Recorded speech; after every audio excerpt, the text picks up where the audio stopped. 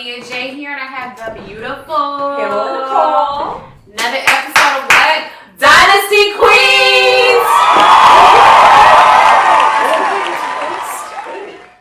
Cheers to you. Cheers to you.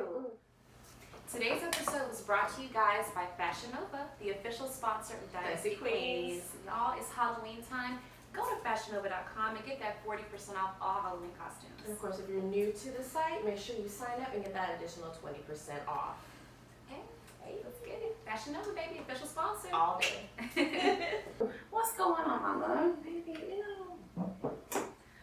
I've just been looking at a lot of things going on in the world lately. Okay, talk to me. As far as just people, I love to people watch. Y'all didn't know? Fun fact about me, I love people watching, whether it's social media, in person. I'm nosy and I love it. Girl, where are you going with this? Man.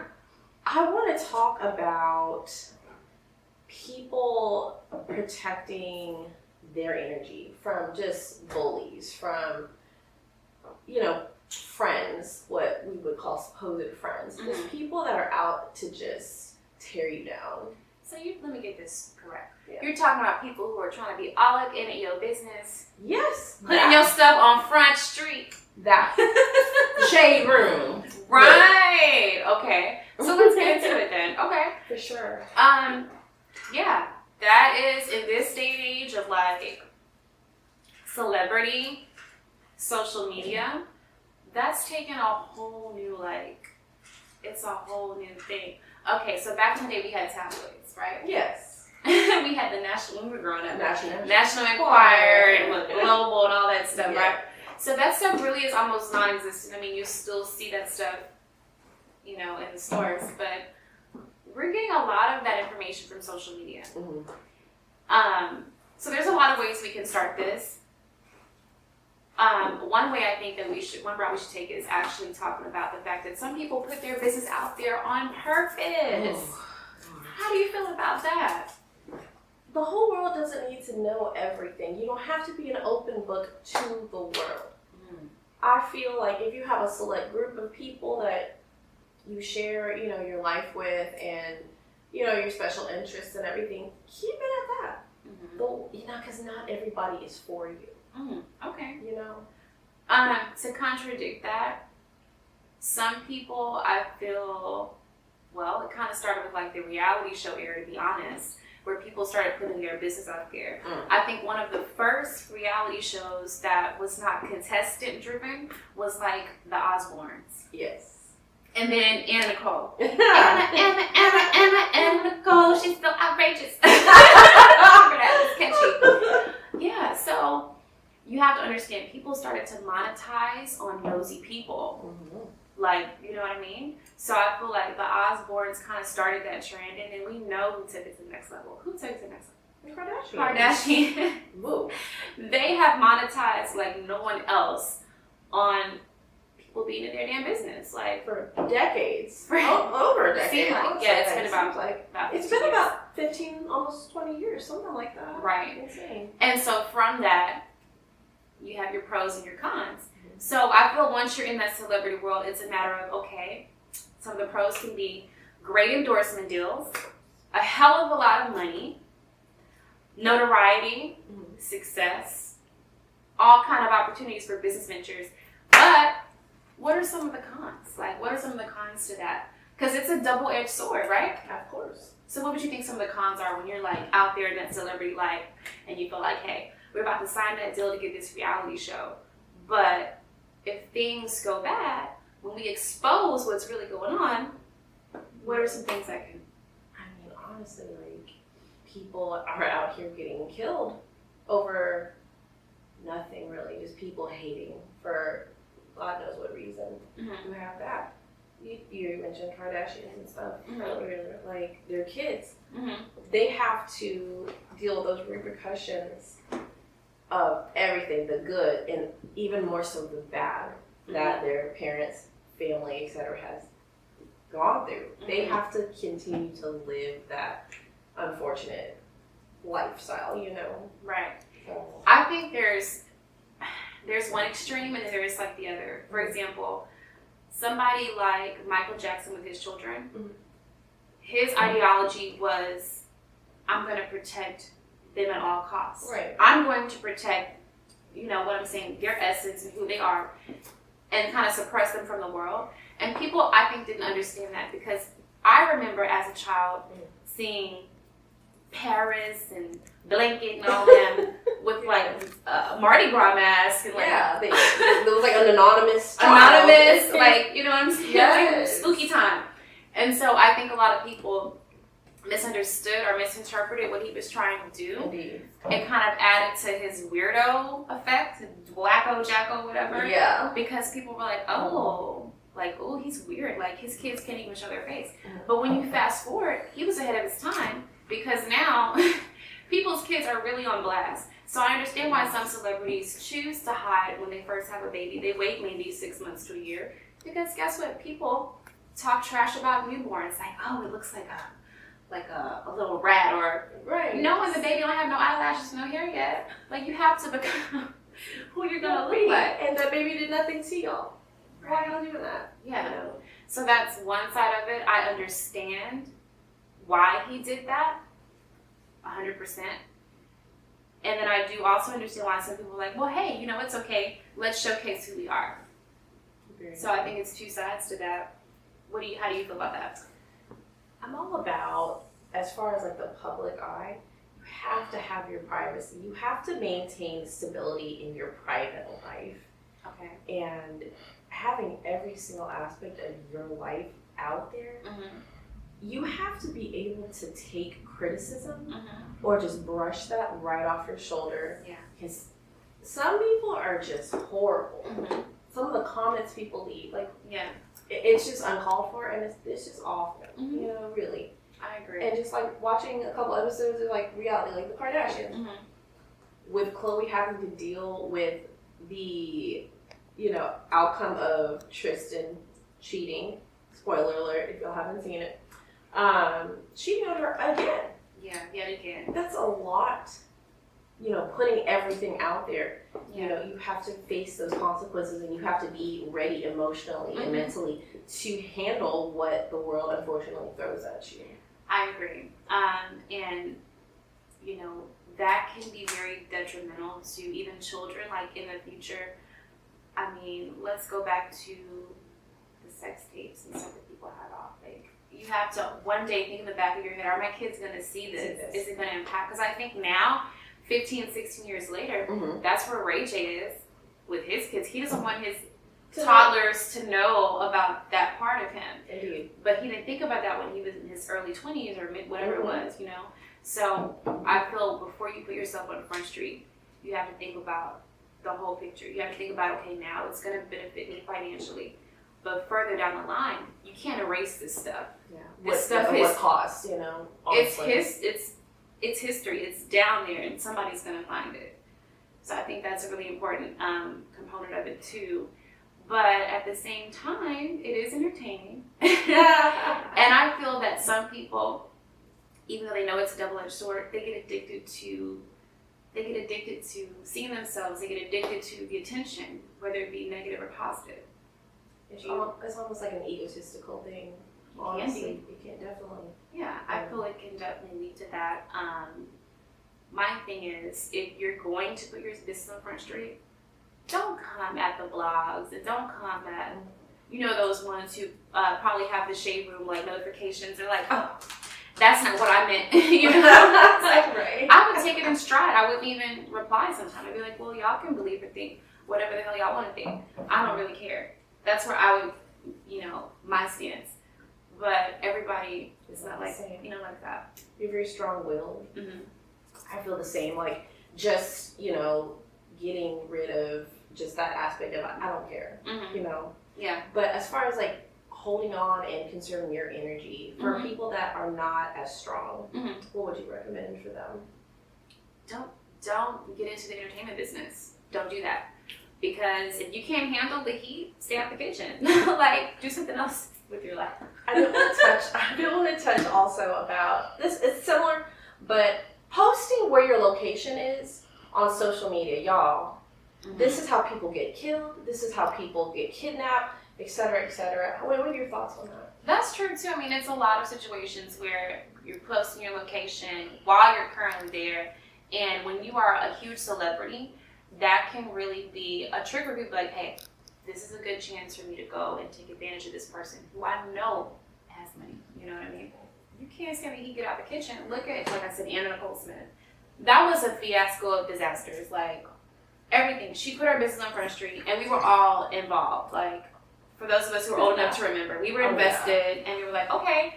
But the flip side of it is, I feel a lot of that attention brought negative attention to her family, and kind of resulted in what happened to her, like all of the glitz and all of the glamour, and then that crazy that she brought, because she stayed doped up like all the time. But I mean, it's a really important thing is to know who you are. If you want to be in that world, you want to be whatever, famous or whatever. Because even before tabloids and social media, Marilyn Monroe and people back then had to deal with all that stuff too. And always being judged, you know what I'm saying, and people in their business. So it's never been a moment in time when people were considered celebrity or superstar that they haven't had to deal with that particular issue. This is extremely true. Right. And to go, touching on Marilyn Monroe, she's been huge in like media as of like the past summer and everything. And it's just funny looking at the different generations of what people's outlook is on like celebrities from like the 50s and so on and so forth. You talk to our parents. My mom will straight tell you, oh, Marilyn Monroe was a total hussy. Like, that's what she was. But you see women idolizing her now this day and age, whether it's, the glitz, the glamour. She's a beautiful woman. Like, she was absolutely gorgeous. But it's so funny how the boomers would depict her as, she was the Hollywood slut. And then you have this generation now. It's not even about, her sexual deviances or anything of that nature. It's about what she brings to the table as far as like the glamour, the hair, everything that she has emulated is coming back, as far as fashion and style and everything. So I think it's just really interesting. The different dynamics between like, our parents and that age group versus like, 16-year-olds and up on how they look at, someone like Marilyn Monroe. Well, I also feel that throughout history and throughout time, even women who had negative things to say about her, I feel in some way they wanted to emulate some of the things. Like, they wanted to have that little blah, blah, blah, boom, that sex appeal when you walk in the room. A lot of people wanted that. Indeed. So that may have been a reason why they were like, oh, she's the hussy or whatever. Well, that hussy was making money. That part. She was, an icon to this day, 60 years after her passing. Indeed. So, I don't know. That's one way to look at it. Did she allow negativity from the media to impact her? Sure. Yeah, sure. I definitely believe that. Yeah. Contributed to her suicide. Could have, yeah. Honestly, definitely could have. But I also feel that people have their own stuff they deal with too outside of that. Because it's a lot of people who have been in the professional light and they seem to have just gone by pretty smoothly. A really good point to make is like child stars. Ooh, that's a good topic. There's always, as far as what I've seen, it can go either way.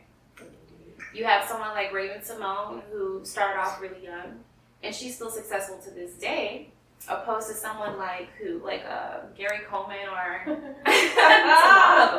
a lot of them from that particular show, like, they're dead from whatever. So a lot of people can't handle the pressures of fame. That's the point that I'm trying to make, but it can go either way. So I think when you're talking about someone who is a child star, someone who, before you let your child enter into that arena, is they have to know ahead of time, hey, people will judge you, people are going to talk about you, people are going to come for you.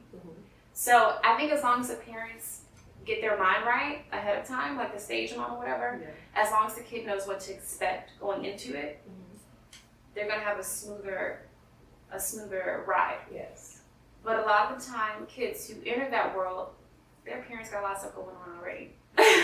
They may be trying to live their dream through the kid. And that happens so much. You see that so much with, and that I feel is a generational curse. It's like you don't get to start over. You had your life and let your child be who they are. For an example, like a Joe Jackson type of figure.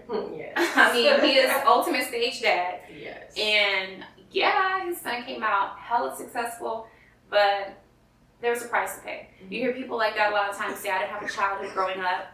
I missed out on this and that because I was working at a young age. Yes. So that's a really thing, and making sure that the kids can balance that out. They can interact with people their own age group, have a good education, and that way I feel they can kind of preserve that energy as a youngster in the industry.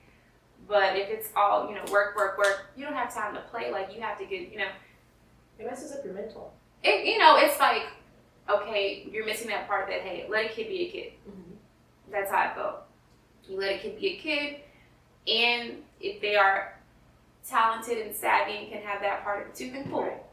But it has to be a good balance when it comes to that. I agree, and I think to just talk more on that, we're talking about protecting energy. I don't think that parents for a child stars know the right way to have that conversation of, even just protecting yourself. Because they don't know any better. How are you going to tell like a 4 or 5-year-old, like, oh, protect your energy? You have to shield them, you have to guide them. And that's, that goes for regular children too, All children. All children. Well, good thing my mom always taught me, and this is great for anybody, celebrity, not celebrity. Jesus Christ, they talked about him. Right. They'll talk about you too. Yeah, exactly. You just have to carry it with grace and, be gracious and just be blessed and thankful for who you are. Right. And just keep doing you. Absolutely. I feel a lot of the time people have opinions about us because they want to implement their own life and their own trajectory onto another person and being very judgmental at the same time. And that's dangerous when you're feeding into all that negativity on social media, responding to everybody, they're going to keep going. Oh, yeah. Like, just think about with like Danny Lay and, the baby and stuff like that. Like, she played into that, unfortunately, a little too well. Yes. To the point that we saw the girl, going through her worst on live. So if you allow someone to do that to you and make a clown of you, to the public, then if you allow that, it's going to continue to happen. But some people, they, like I said, they put their business out there in the first place, and it can go either way. And that's not the best outlet, honestly. Like we talked about previously, find a different outlet to just let that out. But at the same time, she got a baby out of that situation, and she has a tour called the Balloon Tour, which is named after her daughter. Yes. So from that situation, she's making more money. So some people would be like, okay, that could have been a ploy the whole time. Who knows if any of that stuff, and I'm not saying this is true. Right. They could have been like, that situation wasn't even real. I don't agree. I don't believe that. I think that was a very real situation, but she learned how to benefit from it. Absolutely. And it's also a learning experience for honestly anyone. Because high schoolers, even college adults that we work with day in and day out, they go through the same shit. Yeah, absolutely. All on your maturity level and how you handle things. Not everybody's mature enough to handle just minute, and I say minute things because, like, from my perspective, can't nobody tell me nothing about myself that it's going to change my perspective on who I am, how I'm raising my kids, and how I'm living my life. I know what I'm doing, and I'm confident in that. So, as you are as well, Right, exactly. It's all about your mind frame and protecting that energy. As far as me personally, not everybody has that, Danny Lake, she has, paparazzi, she has people surrounding her at all times. I'm thankful we don't have that, honestly, because I keep a very tight-knit circle. I know who to trust, and I keep it at that. I don't just let people just in the inner circle because I protect everything I have at all costs. I hear what you're saying, but I don't feel paparazzi doing their job. I don't think that has anything to do with you rearing your family or you protecting your family. If you're in that world, that's going to happen. People are going to photograph you. People are going to take pictures. People are going to record you at your worst moments. Okay, that's fine. You're raising your kids the way you want. Nothing is going to change that part of it at all. That's not going to change. I feel Danny Lay benefited from the situation. Did she go through stuff? Sure. But at the end of the day, that's not going to stop. Paparazzi is not going to stop. They're doing their job. Yeah. So if you can't handle it, then I don't think you should be in that industry in the first place. I did want to ask you a question. Yes, well. So, my question is, for example, somebody like a Nick Cannon, who we know famously is in the media right now for having a lot of different children with a lot of different women, a lot of different, women, and his kids are really close in age right now.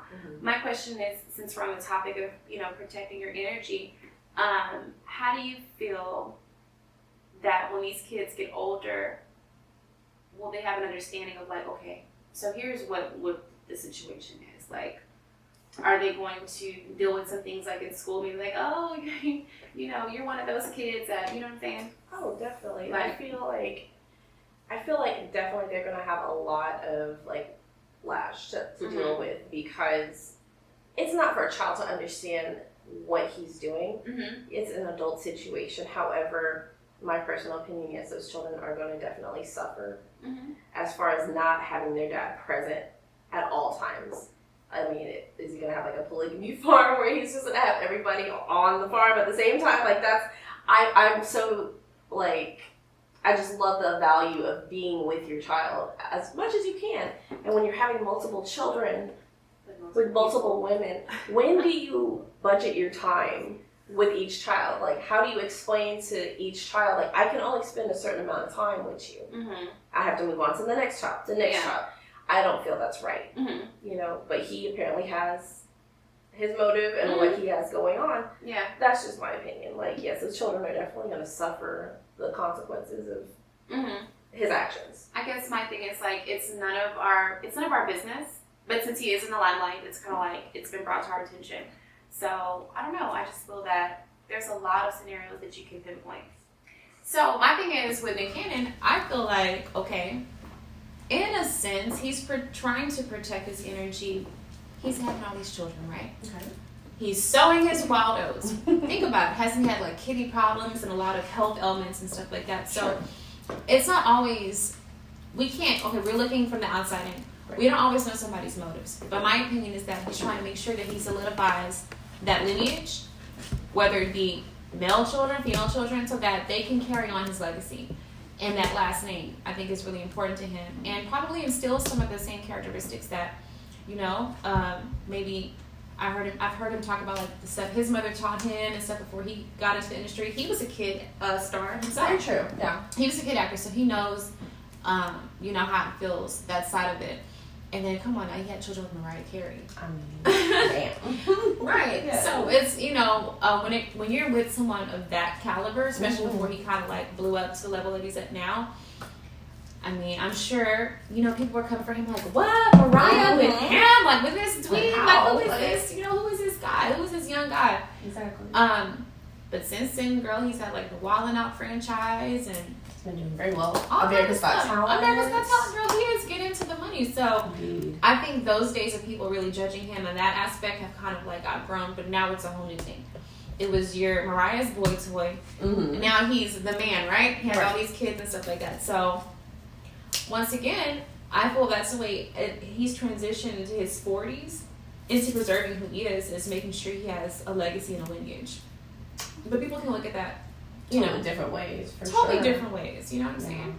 So, I want to get into something that's a little, this topic is a little touchy. Someone I feel does not give a damn about preserving their legacy. They call him the king of R&B. You know what I'm talking about. Mr. Aura. Bounce, Mr. Bounce. Robert. Bounce. Mr. Robert Kelley. I think he's a prime example of how it all went wrong. How it all went wrong. I'm going to tell you something. I recently saw an interview with his daughter. So she's been trying to break into the industry for a couple of years now. Now, a lot of us are familiar with his ex-wife, Andrea Kelley. Yeah. She was on a reality show a couple years ago. And I feel she did a beautiful job of explaining her side of things. She was even on that documentary that came out about his life. And just hearing some of the stuff that she went through, like being locked in a room and knowing it was other women downstairs and stuff, I feel like she was able to explain Because people are like, well, you're with a monster. What was wrong with you? Did you know about what was going on and stuff like that? So I feel her way of like getting herself back was explaining to the world, like, no, like, I was in the dark for all that time. I didn't know what was going on. His daughter, like I was mentioning, says that it's hard for her to get a record deal, or even, it's like, we don't want to work with, like, she's blacklisted because of who she is. His association. Right. So before we make certain decisions, when you're in that limelight, you have to think about The future.